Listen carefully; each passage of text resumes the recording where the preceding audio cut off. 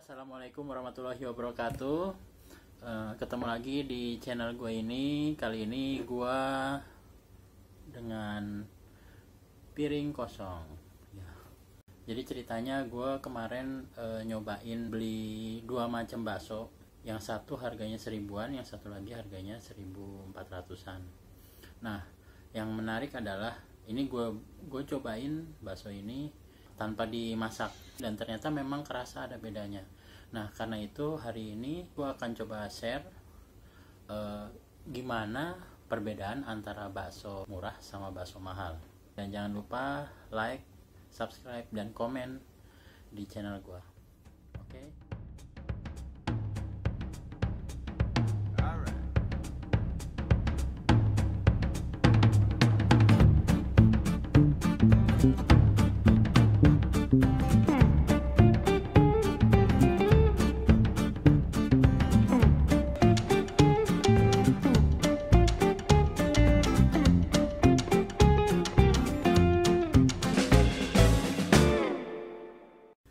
Nah, mana nih baksonya?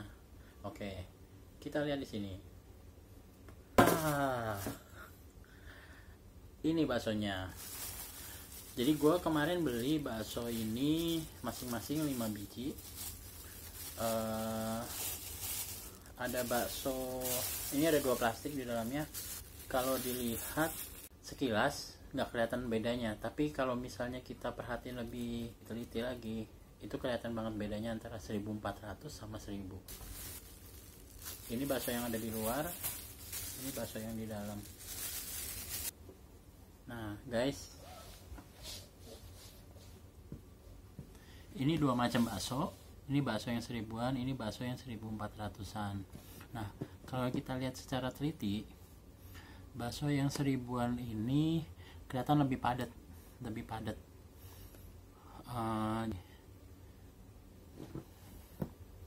kelihatan lebih padat. Nanti mungkin gue pakai kamera depan ya. Dan sedangkan kalau untuk yang bakso 1400-an, dia kelihatan lebih bergumpal-gumpal. Apa ya bergumpal-gumpal? Kelihatan lebih nggak solid dibandingkan dengan bakso yang 1000-an. Oke, gue ganti kamera dulu. Nah, ini dia baksonya. Yang sebelah kiri ini adalah bakso yang harganya 1000-an. Kalau dari segi ukuran kelihatan bakso yang 1000-an ini ukurannya agak lebih besar sedikit dibandingkan dengan bakso yang harga 1400-an. Yang ini adalah bakso harga 1400-an. Nah, kita bandingkan dengan teksturnya ya. Oke. Nah, secara tekstur, oke, ini gua angkat satu dulu.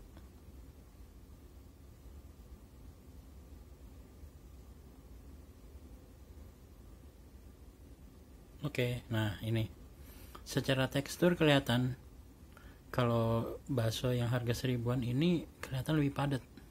Nanti akan gua bongkar lagi kenapanya. Nah, kelihatan ini lebih padat dan gak ada bolong-bolong di dalam permukaan baksonya. Sedangkan kalau di bakso yang seharga 1400 ini, oke, ini kelihatan bahwa dia nggak semulus bakso yang 1000-an tadi. Dan kelihatan di sini ada lebih kayak bentuk serpihan-serpihan. Ada bentuk serpihan-serpihan ya. Dan ini ada di seluruh bagian baksonya. Jadi kalau yang tadi yang 1000-an mulus, yang ini enggak. Perbedaannya apa lagi? Perbedaannya baru bisa kerasa kalau masing-masing ini dikunyah. Dikunyah dalam kondisi mentah. Karena sebenarnya ini bakso hitungannya udah cukup matang. Jadi warna dari dagingnya udah nggak merah lagi karena dia setelah dicampur tepung, dia kemudian ada proses perebusan dulu, dicelup dengan air panas. Nah, ini gua cobain satu persatu. Nah, untuk tahu lebih baik lagi tentang perbedaannya antara dua bakso ini, gua akan coba bongkar bakso ini satu persatu Ini yang 1000-an. Nah sekarang gue bongkar pakai tangan. Oke, kelihatan serat dagingnya. Serat daging kecampur sama tepung ya. Perbedaan kualitas bakso sapi itu bisa kelihatan dari komposisi tepung dengan dagingnya. Ini kelihatan bahwa tepung dan daging gilingnya lebih rekat atau lebih nempel, lebih mulus. Daging giling dengan tepung kelihatan lebih menyatu. Yang kemungkinan sih kalau menurut dugaan gua ini karena komposisi tepungnya jauh lebih dominan dibandingkan dagingnya. Sifat tepung itu dia menjadi filler, jadi dia mengisi ruangan antara serat-serat dari dagingnya, jadi kelihatan lebih solid. Kenapa? Karena ruang antara seratnya keisi penuh, lebih padat mengisi ruangan antara serat-serat daging, sehingga kelihatannya lebih padat, bagian luarnya lebih mulus, permukaan lebih mulus gitu. Oke, ini untuk bakso yang 1000-an ya. Kelihatan bedanya, ini kelihatan mulus kan luarnya. Nah ini kita pindah ke bakso kedua. Kelihatan bakso kedua ini permukaannya lebih nggak rata. Nah ini gue coba nih, ini gue coba tekan nih, lebih keras. Dan begitu dibongkar, serat dagingnya kelihatan banget. Jadi serat dagingnya itu walaupun kelihatannya nggak mulus ya, nggak solid gitu, tapi serat dagingnya lebih terlihat jelas dibandingkan dengan bakso yang tadi. Oke guys, lihat ini seratnya dibandingkan sama bakso yang tadi. Kalau ini serat-seratnya masih kelihatan. Jadi tepung yang jadi campuran atau filler dari si bakso ini itu nggak padat dan mengisi serat-serat dagingnya. Artinya apa? Memang di bakso yang lebih mahal komposisi dagingnya lebih dominan dibandingkan dengan komposisi tepungnya. Nah, itu kelihatan banget nih. Coba ini kalau misalnya diperhatiin, kita bisa lihat serat-serat kayak yang ada di dalam abon kan ya. Nah serat-serat ini jelas terlihat dan nggak ada tepung yang tepung nggak terlalu menutupi serat-serat tersebut. Jadi begitu dibuka terlihat jelas serat-serat dagingnya. Dan satu hal lagi, tadi yang seperti gue bilang, ini begitu dibuka nih rasanya keras banget, solid, lebih solid dibandingkan yang tadi. Jadi kalau di yang bakso 1000-an permukaannya lebih mulus tapi lebih mudah dibuka. Nah kalau untuk yang bakso 1400-an ini dia kelihatan lebih nggak solid, tapi begitu dicoba dibuka lebih keras, lebih alot. Mungkin karena komposisi dagingnya tadi gitu. Nah ini bakso yang tadi, ini yang 1400, ini yang 1000. Nah ini gue bakal cobain, akan gue kunyah mentah-mentah untuk testing yang terakhir. Yang pertama akan gue coba untuk yang bakso 1000-an.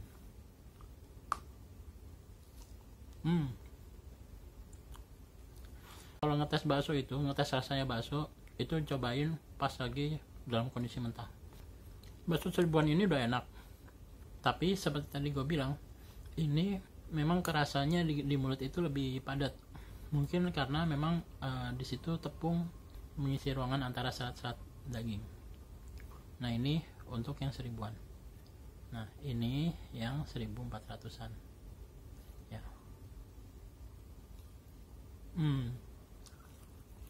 Yang 1400-an, aduh ya, perbedaan yang kerasa banget adalah ini lebih solid, yang tadi 1000-an, yang ini itu lebih berasa juicy.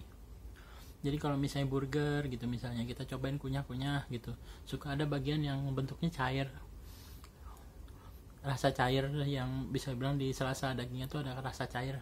Nah Ini yang 1400-an ada rasa juicy-nya.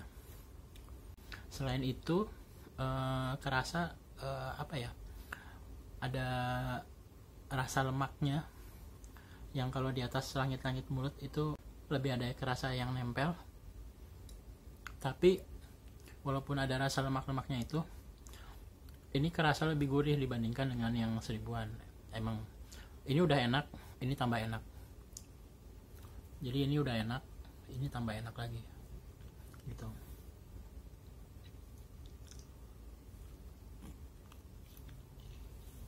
Nah, rasa yang berbeda lagi, serat daging itu kena ke gigi, kek gitu. Ini yang 1400 ada rasa yang lebih kerasa serat dagingnya. Jadi kalau ini kan solid nggak bisa bilang kecampur jadi satu adonannya. Kalau yang ini dagingnya lebih kerasa. Begitu serat dagingnya ke gigit itu nggak langsung putus, tapi ada proses ngunyah berapa kali baru habis itu kepotong kayak gitu. Jadi artinya serat daging itu ada masih kerasa kuatnya, dan begitu dikunyah itu nggak langsung putus gitu. Kalau yang ini tadi kerasanya lebih kayak rasa yang solid gitu, apa namanya, nggak kerasa perbedaan antara serat daging dengan tepung kecampur jadi satu. Ini yang 1000-an.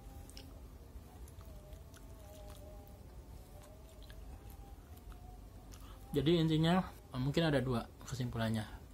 Kesimpulan pertama, bakso yang harga 1000 itu udah cukup enak, udah enak banget, mantep. Rasa gurih dagingnya dapat, solidnya dapat, dan ini kayaknya kalau misalnya direbus pun itu emang rasanya ngisi ke kuahnya, kuah rebusannya. Tapi yang 1400 ini lebih enak lagi. Jadi bakso harga 1000 udah enak, harga 1400-an lebih enak lagi. Ada harga, ada rasa. Nah, jadi kesimpulan keduanya, jadi masing-masing punya konsumennya sendiri. Mungkin seleranya orang beda-beda. Kalau yang pengen bakso yang empuk banget, bakso yang empuk bisa milih yang 1000-an. Ini solid, dikunyahnya enak, nggak begitu kerasa serat dagingnya, nyampur adonannya nyampur jadi satu, dan rasa gurihnya udah ada. Nah, tapi kalau mau yang rasa daging banget, ini bisa pilih yang 1400-an. Rasa dagingnya lebih berasa, dikunyah serat dagingnya kena ke gigi waktu lagi dikunyah, dan rasa juicy-nya dapat banget, gurih dan juicy. Oke, itu aja mungkin untuk video kali ini. Semoga bermanfaat buat rekan-rekan. Siapa tahu mungkin ada yang mau buka usaha bakso, bisa coba dipertimbangkan video ini. Jangan lupa like, komen, dan subscribe di channel gua. Sampai ketemu di review selanjutnya. Assalamualaikum warahmatullahi wabarakatuh. Assalamualaikum warahmatullahi wabarakatuh. Terima kasih sudah